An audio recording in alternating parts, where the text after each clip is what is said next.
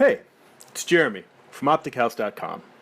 So before I get into the main topic I wanted to talk about in this video, I was going to mention something about the actual page that I'm working on, or more of something that I have been trying to improve at, and I think that this is a good example of my efforts in the direction that I'm trying to go for, which is drawing strong silhouettes. Now when I say silhouettes, I don't mean an actual black shadow shape, but I mean the actual line that outlines a figure.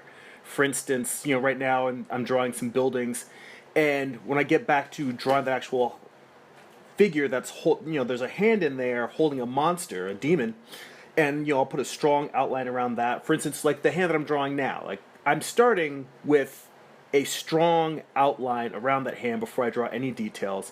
And for all of the figures, I'm trying to create those strong outlines because even though the characters are not, I don't want them to feel flat. I want them to feel like they have volume and exist in space. They move forward and backward towards the picture plane. I still want them to make a bold graphic statement in terms of the profile that they cut, because the more of a bold graphic statement that those elements have, the stronger the action the characters are performing will read, whether it's a turn or a reach or a throw or a reaction like a surprise or a gasp. Making those things read well is a big part of the visual storytelling, aside from the actual draftsmanship. So I've been trying to make those things work, better, to have stronger, to read more. It's easier to do that with a profile shot because you lose some of that anytime you have a character that's moving in an angle. And there's a couple of profile shots in here that I think read pretty well. But when you've got a character that's more looking straight on, you have to work harder to have a pose that has that same level of action and read to it. Well, not necessarily that you have to work harder, but you have to be skilled about it, because there's some people who excel at it and do it effortlessly. I have to work at it, and hopefully over time I'll get better and better at it. It'll become more and more effortless. Okay, so that was just something I noticed while I was looking at these pages. And now on to what I was thinking about, which is that figure drawing, I believe, teaches patience and humility. Now, where I came to those thoughts was from doing these drawing videos. And when I was posting the most recent one, I was actually looking at the video, rewatching these videos of things that I myself have drawn, and I realized how much I miss actually being at the drawing table, drawing and inking pages. I say this because I've been busy working on preparing the trade for the first 4 issues of Morningstar. I've been doing some graphic design work, some other paintings.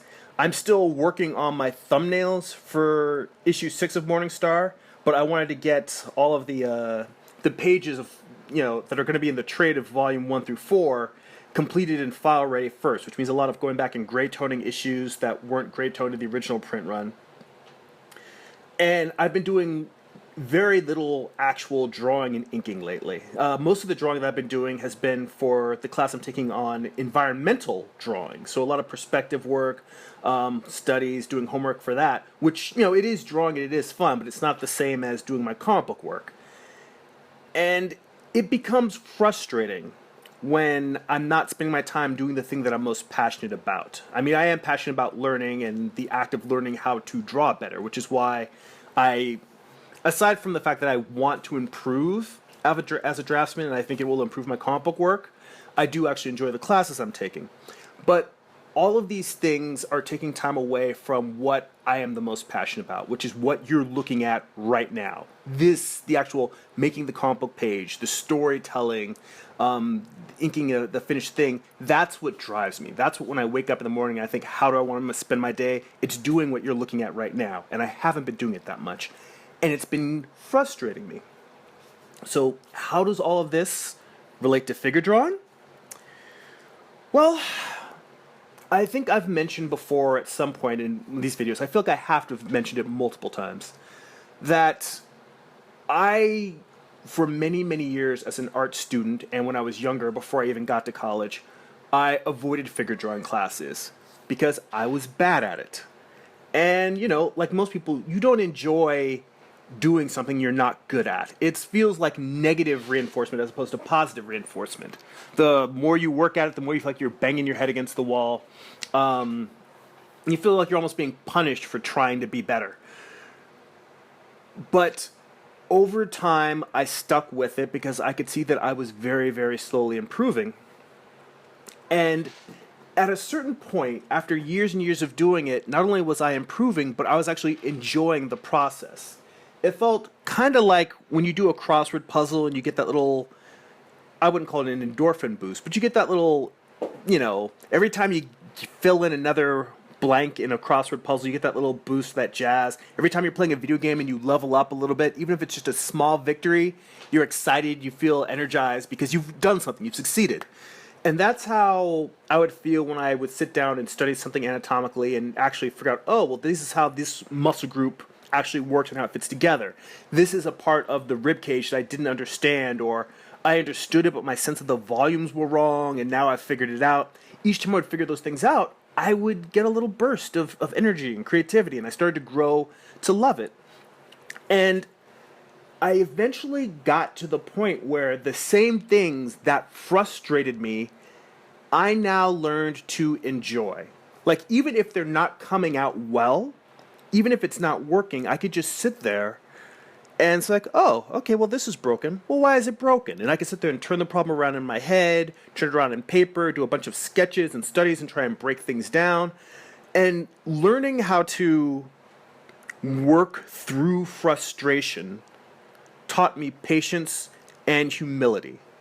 And it also taught me that there is a light at the end of the tunnel, in the sense that if you work at something long enough, you may not necessarily master it, but you'll learn how to confront and deal with the things that you do find challenging. And you can eventually come to a point where you'll, develop some facility with it.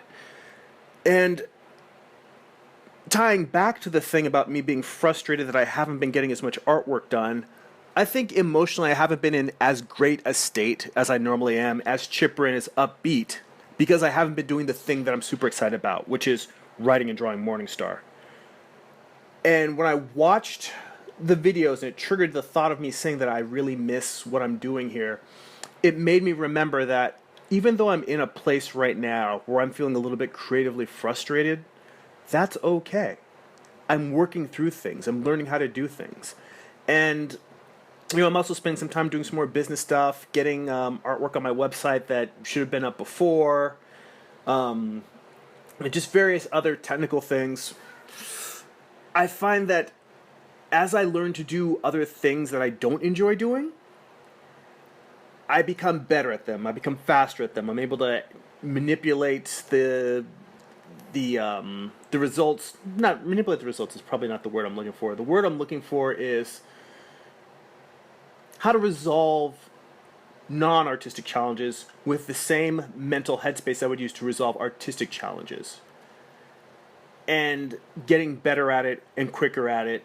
And hopefully over the time, the sense of frustration I feel about non-art problems that I'm working through will become the same as how I feel about working through creative challenges, where I simply look at it and I'm like, okay, this is frustrating, but dealing with something that's frustrating is not the same as being frustrated. So I think that helped me a lot, because I know that every creative person out there deals with these problems. That's why I'm mentioning that I deal with it. Not because I want anyone to feel bad for me, but because I want you to know I go through all of these things too. So, it's like the Karate Kid, sort of the wax on, wax off. You sit there, you work on fundamentals, and you focus, and you develop, and you improve. Also, something else I wanted to mention, I'm working on a trade for Morningstar issues 1 through 4.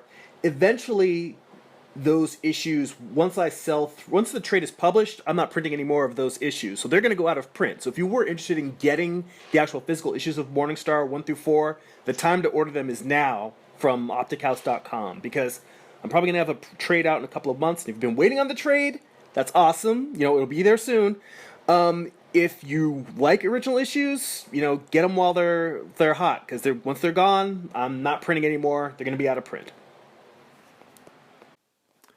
That's it for now. Check out my website, optichouse.com. If you enjoy these videos, please share them. Also, sign up for my weekly newsletter to get a free digital download and see what else I'm working on. Go be creative.